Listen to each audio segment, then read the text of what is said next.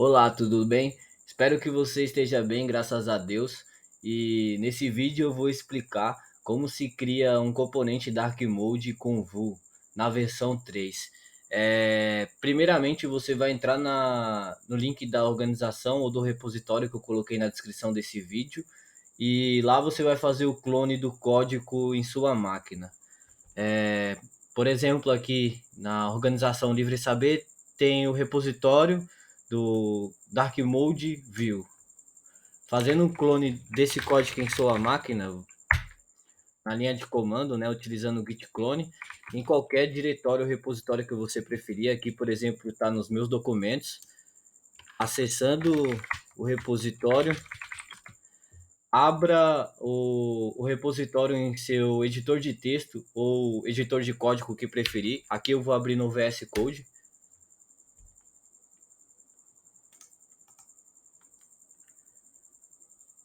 O primeiro arquivo que devemos ler nesse repositório é o README, que é leia-me, né? E nesse arquivo aqui tem algumas descrições do projeto de script de instalação, script de desenvolvimento, de builder para produção e de teste unitário. Esse componente eu fiz com testes unitários também e testes end-to-end. Vamos começar pela instalação das dependências. Então, abra sua linha de comando e rode o comando de instalação das dependências. Aqui podemos ver no pack.json as dependências de desenvolvimento que vão ser instaladas. Cypress, o Vue Test e Utils, o Start Server End Test, que é para rodar o, o, o exemplo do aplicativo Vue com o Cypress, né, com os testes end-to-end. Aqui acabou de instalar todas as dependências, vamos rodar o script de desenvolvimento, o rundev.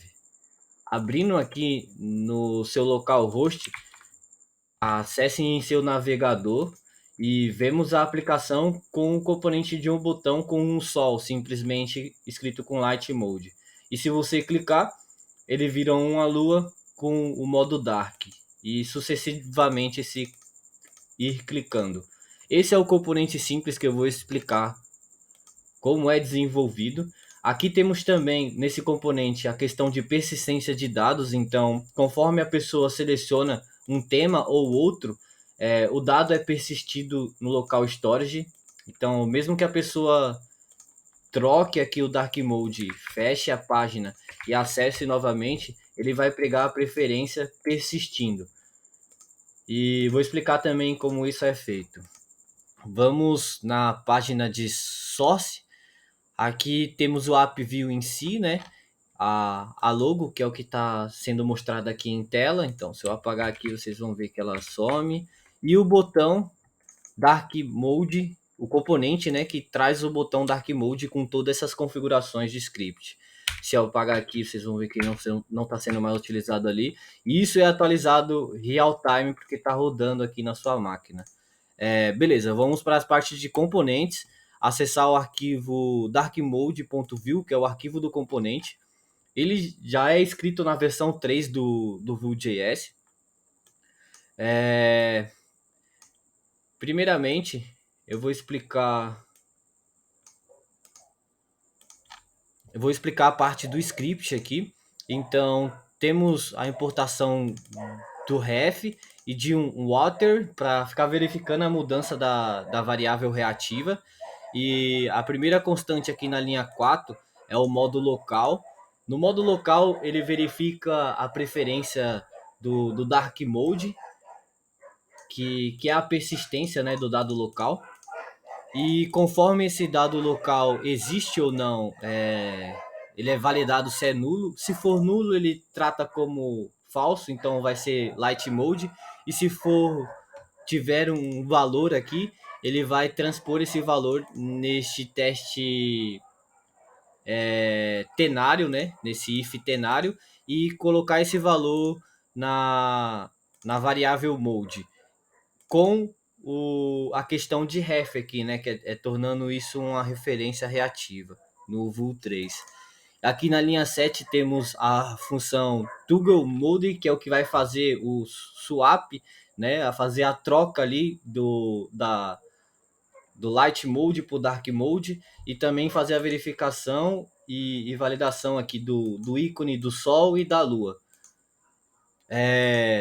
No Set Mode, na linha 9, é outra função que vai setar esses valores. Então, o valor que é passado aqui para o Set Mode, ele seta no local storage, que é o que acontece aqui, né? Conforme é clicado, então ele pega o valor que está sendo setado e coloca lá se é verdadeiro ou falso.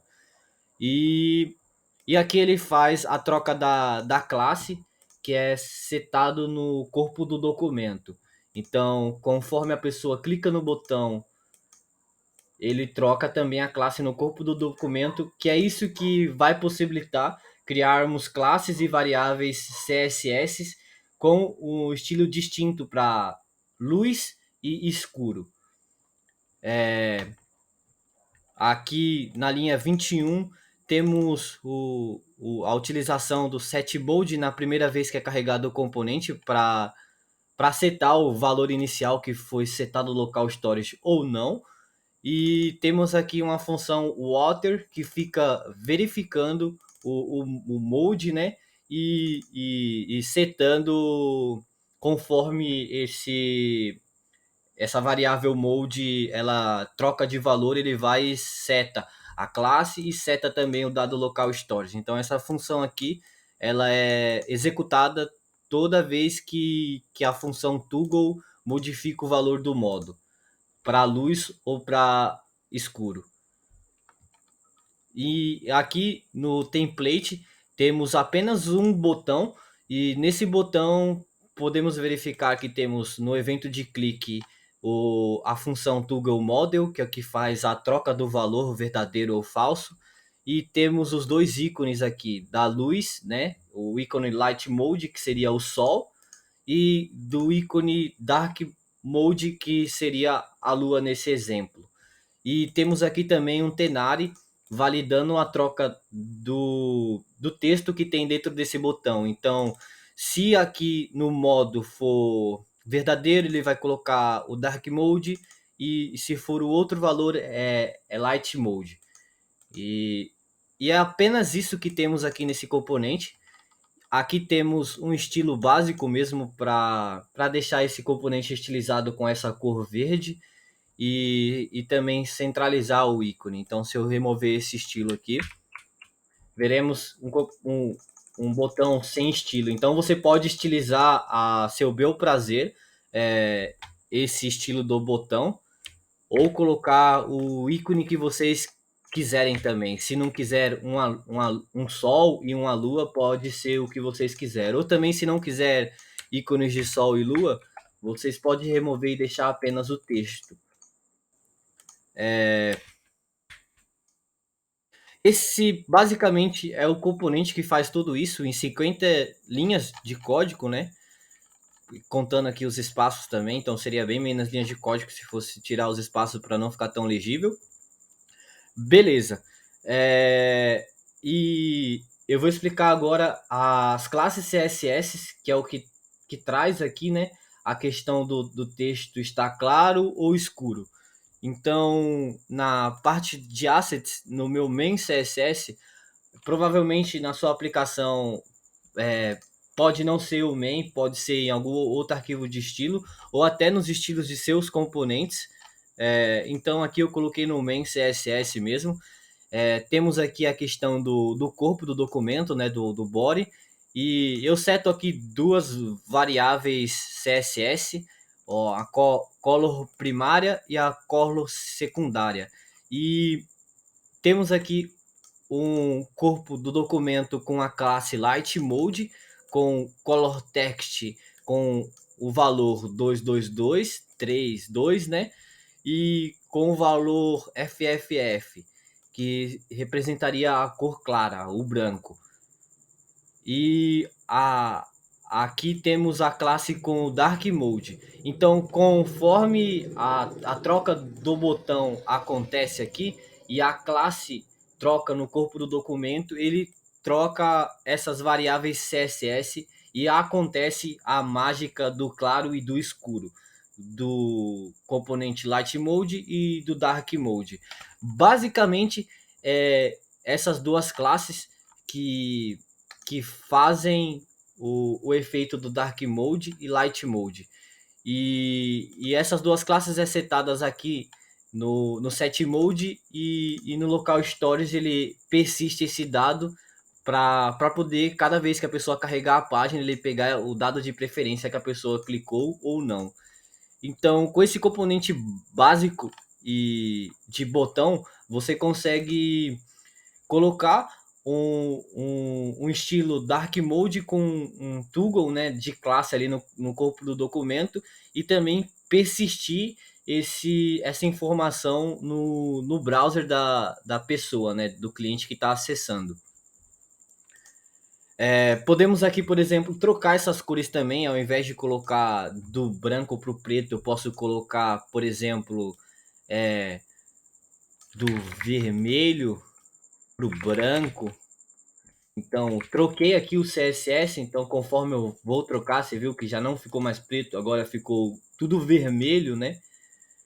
Então, essas configurações e os valores das cores, você que escolhe conforme o seu aplicativo.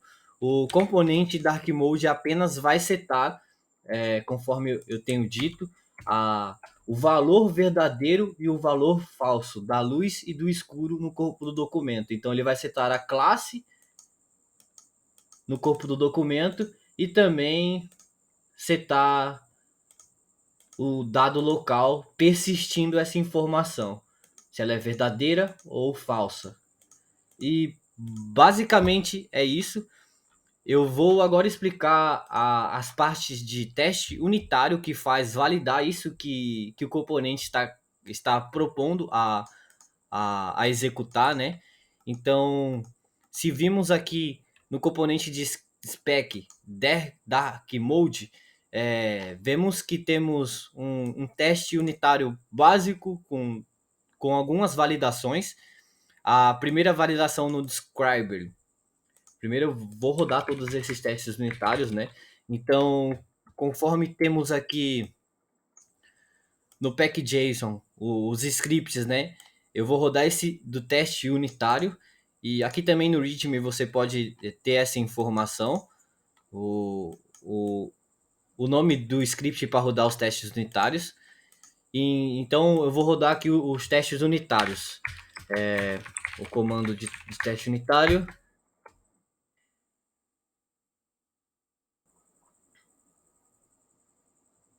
Beleza, vemos aqui que todos os testes unitários passou, então tudo que o componente está se propondo a fazer foi validado por esse script aqui, né? Além de termos o componente, temos um script que valida o que foi feito para manter a qualidade de código e você não se preocupar com qualquer alteração futura. Se qualquer alteração futura que fizemos no código modificar o que criamos, o script secundário de teste unitário vai validar e vai quebrar. Por exemplo, se eu for lá no componente e não setar o dado local aqui, ele já vai acusar que está quebrando o código e aqui era para ser verdadeiro e está vindo um valor nulo. Então, qualquer modificação que ocorrer no nosso componente, ele vai verificar aqui no teste unitário. Poderia ter escrevido mais testes unitários, você pode escrever mais testes unitários, mas eu validei aqui apenas a variável de modo na parte de light mode tem que ser falsa e aqui ele valida a questão do dado local também. Ele valida também o texto do botão e valida também se existe o ícone visível naquele momento que está com o modo claro, que seria o light mode. E aqui na segunda validação, temos a validação do modo dark mode, né, do modo escuro, e aqui ele faz o clique do próprio componente dark mode, né? Então ele faz a troca do claro para o escuro, e aqui faz as mesmas validações. A validação do modo tem que ser verdadeiro agora, já que o botão foi clicado, que o componente foi clicado, e aqui do dado local também tem que ser verdadeiro. E verifica se o texto mudou para Dark Mode. E também verifica se o ícone agora está visível ou não, que seria o ícone da lua. E o ícone do sol na parte da luz. Então, qualquer modificação que for feita, por exemplo, se eu remover os ícones aqui, se eu remover o sol e rodar, ele vai quebrar o teste unitário. Isso é muito bom para você manter a qualidade do seu código e validar o que foi desenvolvido. Então, você pode, por exemplo, validar a questão da classe que foi trocada no body do componente também. Você pode fazer diversos testes em seu teste unitário. Eu criei apenas esses básicos para exemplificar. Não sei se expliquei tudo, se ficou compreensível, mas basicamente é isso que acontece nesse teste unitário. Como vocês podem ver novamente, qualquer alteração que for feita no componente, se eu mudar aqui o nome, por exemplo, aqui de light para luz e aqui de dark para escuro, o teste vai quebrar. Então eu teria que atualizar aqui no meu teste unitário o nome que eu coloquei também, né? Então ele tem que ser agora luz e escuro. Agora sim o teste valida porque a alteração do componente está alterada no teste unitário. Mas eu vou voltar aqui e deixar como estava, que é o que vocês vão ver no repositório quando rodar na máquina de vocês. Beleza. Esse é o teste unitário para validar esse daqui, né? É o teste unitário para validar o componente e a troca do local storage e se o ícone de Dark Mode e Light Mode existe ou não. E também o modo aqui, se é verdadeiro ou falso. O segundo script que eu vou explicar para vocês, aqui também tem uma spec de teste do app, mas é um teste simples, verificando se existe a logo do Vue.js e se existe o botão de modo no app. Beleza, eu vou explicar agora para vocês a parte do teste end-to-end, que aqui no README seria esse script aqui, né? E então, e aqui nos scripts no pack.json seria esses dois scripts aqui.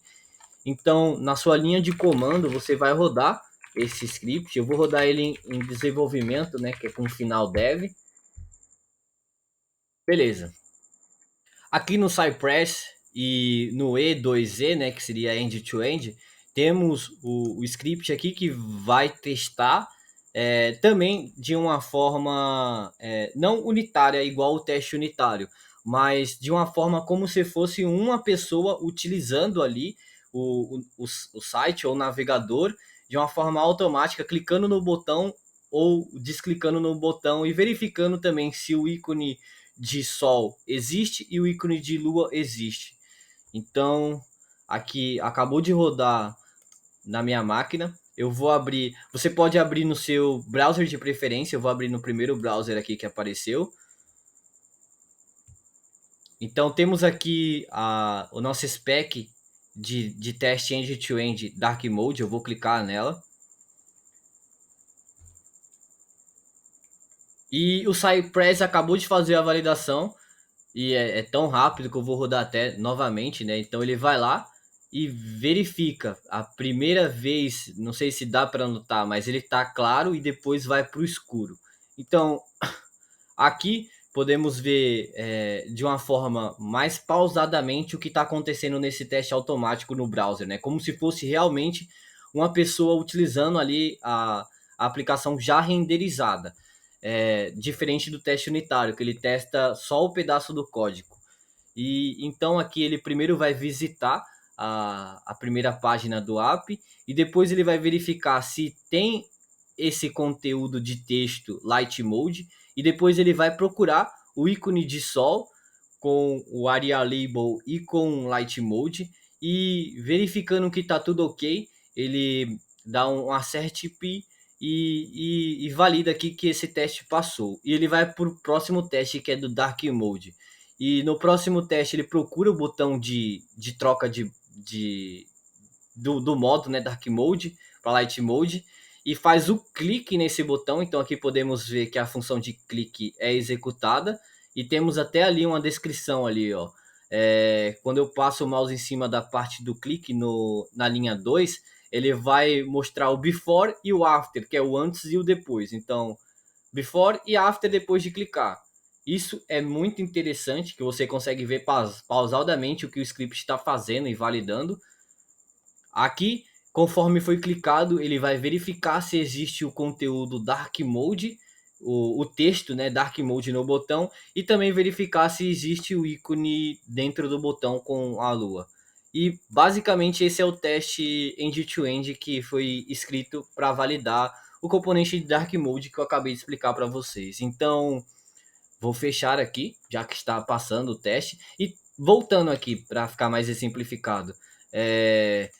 A mesma forma que acontece com o teste unitário, o teste end-to-end ele também é real time. Então, se por exemplo o conteúdo do Light Mode não for esse texto ou o ícone não existir, vamos lá no código fonte do componente e apagar o ícone de sol, por exemplo, e rodar novamente o teste unitário, você vai ver que ele já não rodou tão rápido e quebrou o teste. O segundo teste do Dark validou, porque o ícone existe, mas o sol foi removido, então o teste quebrou. Isso é muito bom para você manter a qualidade do seu software. E além de ter a camada de cobertura de teste unitário, também é excelente escrever a camada de teste fim a fim, que é do começo ao fim, do fim ao começo, da forma que a pessoa vai utilizar no browser e enfim, vai validar mais ainda o que está sendo desenvolvido e manter a qualidade do seu código.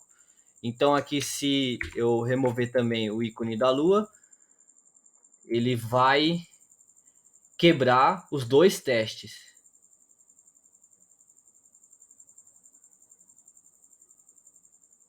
E se eu voltar ambos o sol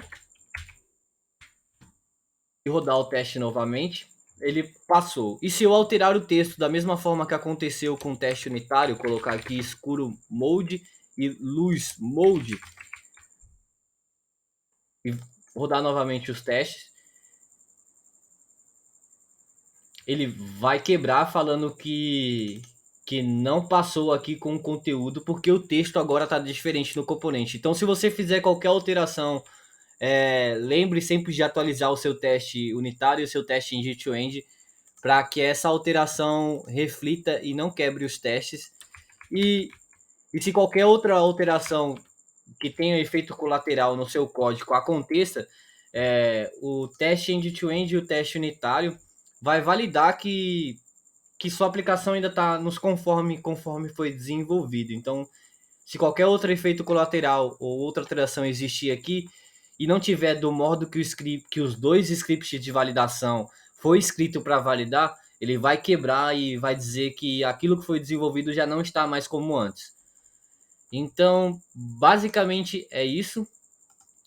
Vou fechar aqui a questão do teste unitário, fechar minha linha de comando também. E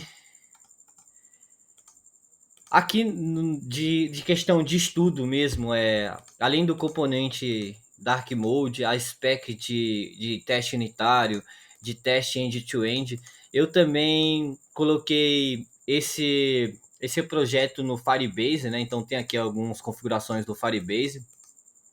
E também tem a questão de deploy contínuo, que é já utilizando a questão do teste unitário e do upload desse pedaço de código dessa aplicação de uma forma automática em um servidor web, né?